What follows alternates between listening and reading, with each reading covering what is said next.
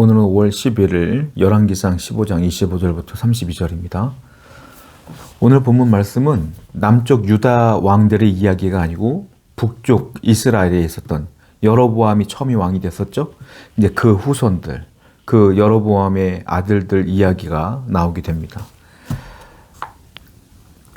25절과 26절 한번 읽어보겠습니다. 유다의 아사왕 둘째 해에 여로보암의 아들 나답이 이스라엘 왕이 되어 2년 동안 이스라엘 다스리니라. 그가 여호와 보시기에 악을 행하되 그의 아버지의 길로 행하며 그가 이스라엘에게 범하게 한 그 죄 중에 행한지라. 이제 여로보암 왕이 죽습니다. 북이스라엘 첫 번째 왕이죠. 죽습니다. 그리고 그의 아들 나답이 있는데 나답이 두 번째 왕이 되는데 2년간만 나라를 다스리고 세상을 떠나요. 2년 동안 나라를 다스리게 되는데 이 다스리는 2년 동안 이스라엘 모든 사람들에게 또 죄를 짓게 해요. 아버지를 따라가는 겁니다. 여러분, 세상을 살다 보면 우리가 본받을 만한 사람들이 있어요. 그러면 우리는 본받을 만한 사람들을 보면서 저 부분은 참 본받을 만하다. 나도 저렇게 살기를 원한다. 이런 부분이 있단 말입니다. 그런데 좋은 걸 본받아야 되는데 나쁜 걸 본받는 경우가 있어요. 우리가 영화 같은 걸 보게 되면 우리 죄를 짓는 사람들 있잖아요. 그 사람들 보게 되면 어떤 사람이 나보다 더 나쁜 짓을 해. 그럼 저렇게도 할 수 있구나. 대단하다. 나도 한번 해보고 싶다. 이런 부분들이 영화에 나와요. 그리고 그것을 본받아서 또 악한 죄를 짓는 것도 많이 나오게 되는 거예요. 제가 군 생활을 교도소에서 한 적이 있어요. 군 생활입니다. 군 생활을 교도소에서 2년 동안 하는데 거기 이제 범죄자들이 수용되어 있지 않습니까? 근데 그분들이요, 잡범으로 왔다가 거기서 범죄 행위들을 막 본받고 따라하고 배워요. 나가다 보면 나중에 또 들어오는 경우가 있는데 잡범에서 조금 더 좀 악한 범죄를 저지르고 오는 경우가 있어요. 기술을 배우고 나가는 거죠. 본받는 거예요. 여러분, 세상은요, 좋은 걸 본받든지 나쁜 걸 본받든지 해야 되는데 이걸 분별할 수가 있어야 돼요. 어떤 것이 좋은 것인지 어떤 것이 나쁜 것인지를 분별해서 우리가 본받으며 살아가야 되는 것입니다. 그러면 좋은 것과 나쁜 것을 분별하는 기준이 뭐냐는 거예요. 그건 바로 하나님 말씀이죠. 성도는 말씀을 기준으로 보았을 때 이건 좋은 거구나. 나도 이렇게 살아야지. 말씀대로 살아야지. 라는 기준으로 삼아서 좋은 것, 선한 것, 거룩한 것을 본받으며 살아가야 될 줄로 믿습니다. 이 나답은 아버지의 잘못된 부분들만 다 본받아서 죄를 짓게 되는 걸 보게 돼요. 26절을 다시 한번 읽어볼게요. 그가 여호와 보시기에 악을 행하되 그의 아버지의 길로 행하며 그가 이스라엘에게 범하게 한 그 죄 중에 행한 것이라. 자, 그가 죄를 졌어요. 아버지를 본받았다는 거예요.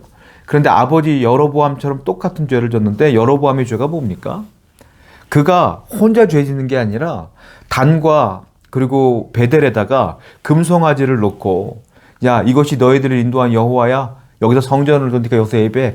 이스라엘 전체적으로 예루살렘에 가서 하나님을 섬기지 못하도록 막은 사람이 여로보암이라는 거예요.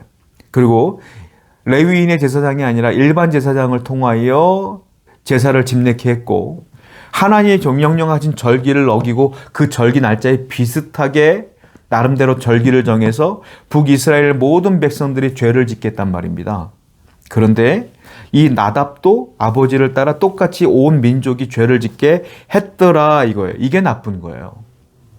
나 혼자 죄를 짓고 나 혼자 지옥 가는 게 아니라 나뿐만이 아니라 내 주위에 있는 모든 사람들도 죄 짓게 했다 이거예요. 신약 성경에 대표적인 사람들이 있어요. 누굽니까? 바리새인들과 서기관들이에요. 예수님이 바리새인들과 서기관들을 싫어했어요. 왜냐? 자기들만 죄 짓고 끝나는 것이 아니라 천국문에 들어가지 못하도록 그들이 또 막았어요.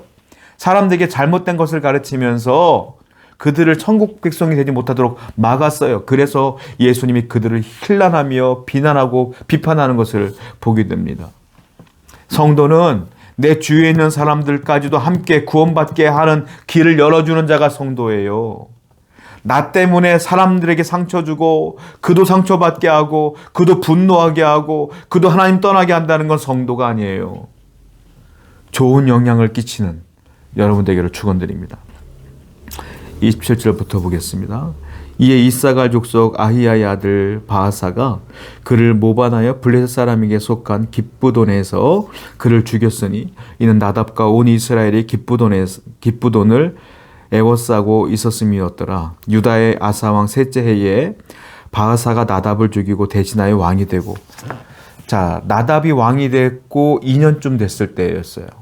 그리고 남쪽 유다는 우리가 알고 있는 아사왕 2년째, 아사가 왕이 되고 2년째 됐을 때 사건이 벌어지는데, 북이스라엘이 블레셋과 전쟁을 벌이는데 승리했습니다.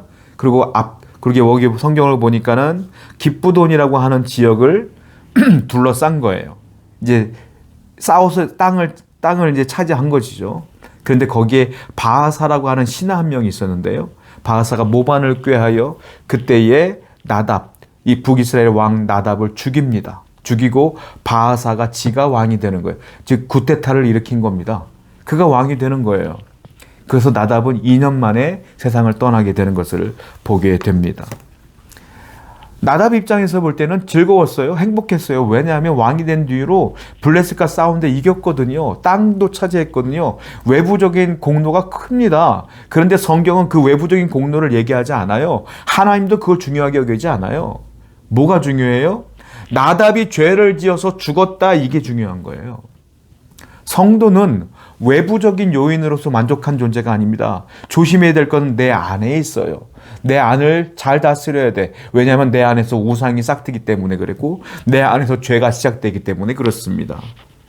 좋은 성도는 항상 내 자신을 돌아보면서 내 안에 있는 우상을 깨뜨리고 항상 죄와 멀어지기 위해서 애쓰는 사람이 성도입니다. 나답은 그 일을 하지 않았기 때문에 하나님께서 그의 생명을 걷어가시는 걸 보게 돼요. 결국 나답은 끝나고 바하사가 왕이 됩니다. 29절입니다. 왕이 될 때 여로보암이 온 집을 쳐서 생명 있는 자를 한 사람도 남기지 아니하고 다 멸하였는데 여호와께서 그의 종 실로 사람 아히야를 통하여 하신 말씀과 같이 되었으니. 그런데 이 바하사가 구테타를 일으키면서 고민해 보는 겁니다. 나답만 죽이면 되는 것이 아니라 나답의 후손들까지도 없애버려야지만 그가 안전할 것 같은 거예요. 그래서 바로 군사들을 이끌고 그 나답의 집에 들어가서 가족들을 다 죽여버립니다. 결국 여로보암의 그 대가 나답 때에서 완전히 멸절되는 것을 보게 돼요. 잔인한 일이지만 성경 29절에 보니까 이렇게 써 있어요. 그런데 이것은 이미 아히야를 통해서 여로보암이 죄를 지었을 때 하나님이 예언한 일이다라는 겁니다. 그 집안이 다 멸절될 것을 이미 아히야를 통해서 예언했고 그 예언이 오늘 이 시간에 성취되었다, 이 말입니다. 그래서 여로보암의 그 왕위는 여로보암과 그 아들 나답 때에서 완전히 끊어져 버립니다. 하나님은 예언한 말씀을 이루셨어요. 여러분, 이게 무서운 거예요. 하나님은 말씀하신 걸 이루십니다. 여러분들에게 어떤 말씀을 주셨습니까? 그 말씀이 복의 말씀이길 원해요. 그 복의 말씀도 이루십니다. 여러분들이 죄를 지었을 때 심판의 말씀이 임합니다. 심판의 말씀도 이루어집니다. 그러므로 우리가 하나님께 복을 받으며 영광을 누리며 감사하며 행복한 삶을 살기 위해서는 늘 하나님 앞에 정직히 행하며 온전히 행하며 순종의 삶을 살아야 하나님의 약속의 말씀이 임하고 그 약속이 이루어지는 거예요. 오늘도 하나님 앞에 늘 서 있는, 말씀 앞에 늘 서 있는 여러분 되기를 축원드립니다. 30절입니다. 이는 여로보암이 범죄하고 또 이스라엘에게 범하게 한 죄로 말미암이었으며 또 그가 이스라엘의 하나님 여호와를 노엽게 한 일 때문이었더라. 여로보암의 왕조가 이대 만에 끝난 이유가 뭐라고 써 있습니까? 오늘 보면 죄 때문이다, 이거예요. 죄 때문이다. 죄 때문에 그 왕조가 끊겼다라는 거예요. 여러분, 그래서 우리는요 항상 성도의 삶을 살아야 되는데, 성도는 죄의 문화를 만드는 자가 아니라 거룩한 문화를 만드는 자가 되어야 돼요. 여러분들의 가정이 죄를 짓는 가정이 아니라 하나님께 감사하며 거룩한 문화를 만드는 가정이 되어야 되고, 우리 교회가 서로 죄를 짓는 교회가 아니라 서로 거룩함을 추구하는 교회가 되어야 된다라는 겁니다. 그래야 하나님의 영광이 드러난다는 거예요.